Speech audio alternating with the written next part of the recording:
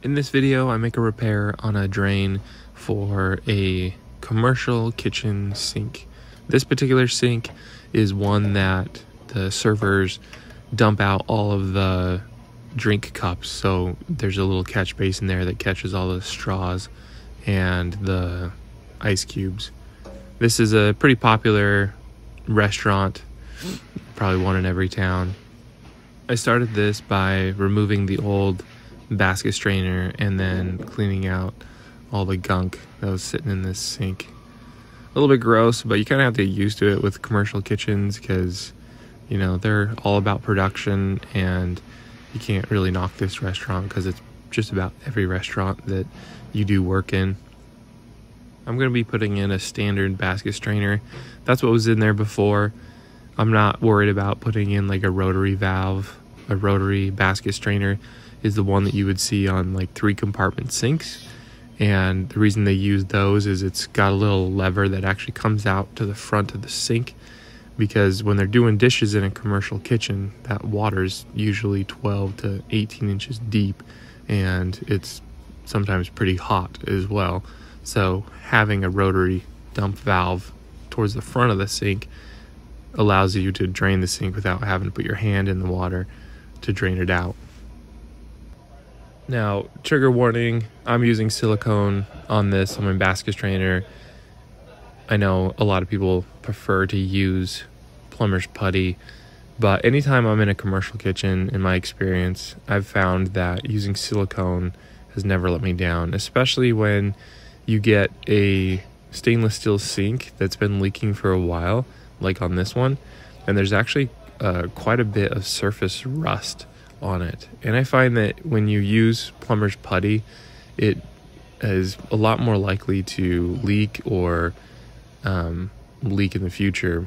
So the silicone is kind of a pain to take off, but it is a solid solution to not leaking, especially when there's those imperfections in the stainless steel. One of the really important things with using silicone is making sure that it's 100% dry. You can't have any water on it or your strainer will definitely leak. That is the one thing with silicone, is it has to be 100% dry. And here I found that when I was cleaning up the excess silicone, that there was water on it, and I saw these ice cubes. So what had happened is one of the servers, just kind of out of habit, when she was clearing a table when I went out to my truck, had thrown a cup of ice in there, and I didn't notice it before I dropped that strainer in there that had the silicone on it. So I had to pull it back off and clean it all up. But like I said, then it was kind of a pain because cleaning all that excess silicone off of there that was on there, and I like to be pretty generous with the silicone, so it was kind of a pain to clean it all up, and then I had silicone on everything. But I got it really dry and put more silicone on it and reset it.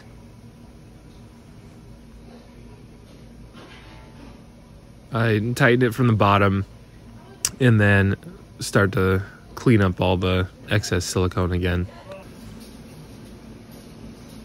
I want to say that I've been doing plumbing for 20 years, and for the large majority of that, I've been a putty purist, where I thought that using silicone was like the dumbest thing. And one of my previous employees a couple years ago was all about the silicone, especially on the commercial kitchens. And so I had a job where I was like, you know what, I'm just going to try the silicone, be a little bit open-minded. And I really liked how that worked out. And this same employee gave me some tips on cleaning up the silicone, because that's been one of the reasons why I've never wanted to use silicone, because you know how hard silicone can be to clean up. But if you use a little bit of rubbing alcohol on a cloth, or if you even have the hand wipes that you can get from the supply house, pretty much any brand, but the Hercules ones work really good. It must have a little bit of alcohol in those, but they work really good with getting the silicone off. If you just clean up the excess and then use one of those hand wipes, it worked great. So now to the underside of the sink. I like to use a tray adapter, or some people call it a swivel FIP. It's basically an FIP that has a nut and a gasket on it that will thread directly onto the basket strainer. And I like this option more than copper and more than using like a flange tailpiece followed by a trap adapter or an MIP going to the ABS. This works well because if someone bumps it with the trash can or something like that, it's not going to slip off.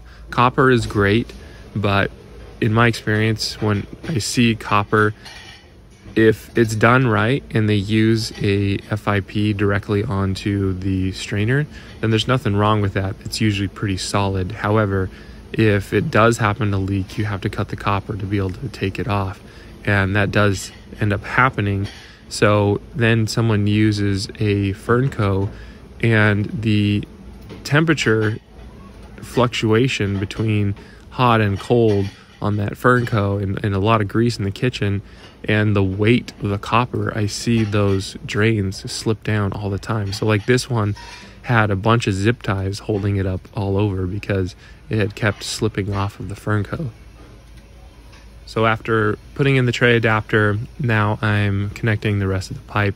I'm using a 1.5" copper to 1.5" ABS ProFlex adapter, and I am torquing that down with my T-torquer.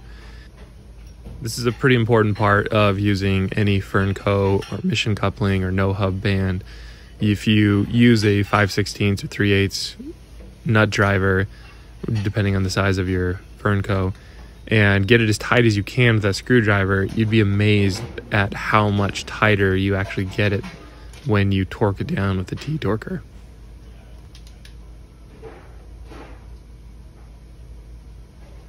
Now, technically, I should have a long sweep 90 on this. Anytime you go from a vertical to horizontal transition on your drain, you need to have a long turn 90.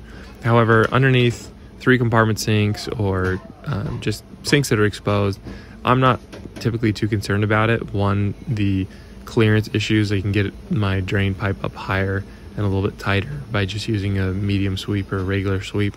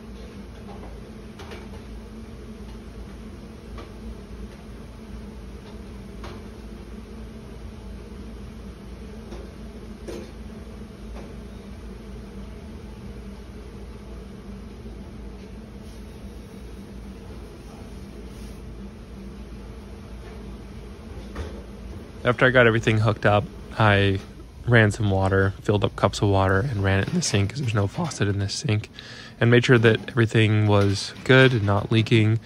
You can see the other side of the sink here, how bad shape that one is, and I tried to convince them to let me do that one, but they're just trying to stay within their budget for maintenance repairs, and they're probably going to have me do that next month.